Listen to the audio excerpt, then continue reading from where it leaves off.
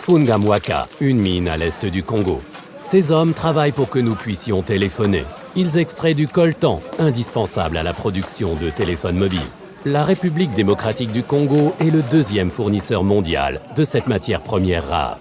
Fungamwaka est une mine modèle. Elle n'emploie pas d'enfants. L'État contrôle l'extraction et prélève des impôts. Les responsables de la mine travaillent de manière légale. Surtout, aucun groupe armé n'intervient ici qui finance son combat avec le trafic de matières premières. Car la longue guerre civile financée par la richesse du sol est le plus gros problème du Congo de l'Est. 90% des mines sont exploitées par des mineurs artisanaux dans des terrains frontaliers à peine accessibles. Un paradis pour les groupes de rebelles qui exigent du travail forcé des travailleurs et vendent les trésors du sol sur le marché mondial en passant par les pays voisins comme le Rwanda.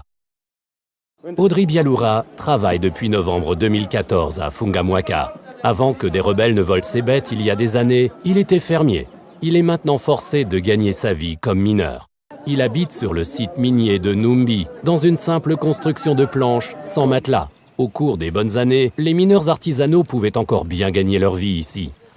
Mais depuis que le boom de l'or nouveau est passé, beaucoup se sont endettés.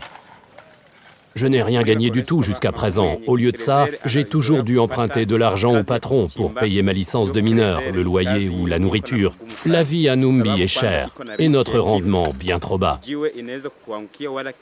Une mine légale est dirigée par une coopérative.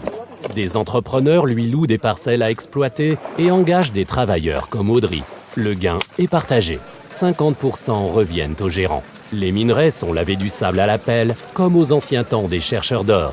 Dans la capitale de province, l'étain ne rapporte guère plus que 5 € par kilo.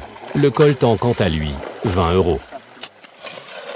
La chambre minière de Seskam enregistre les minerais qui quittent Fungamwaka et scelle les sacs de plastique. Mais les vendeurs locaux réouvrent immédiatement les emballages pour en retirer d'abord la saleté et le fer et pour ensuite séparer avec un simple aimant le précieux coltan de la cassiterie.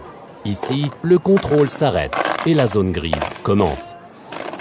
Des matières premières sont par exemple souvent transportées la nuit depuis des mines illégales vers les zones minières officielles.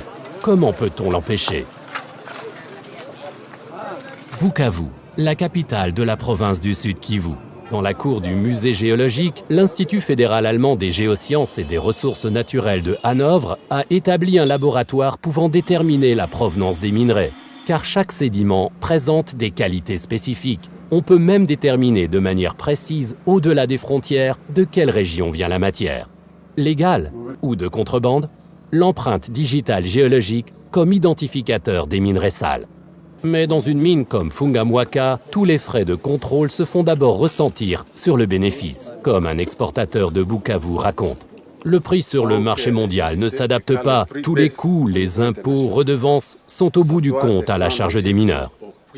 C'est pourquoi Misereor et d'autres organisations européennes de développement demandent une intervention de l'Union européenne. Ils souhaitent une législation ambitieuse qui coupera les liens entre les ressources naturelles et le conflit.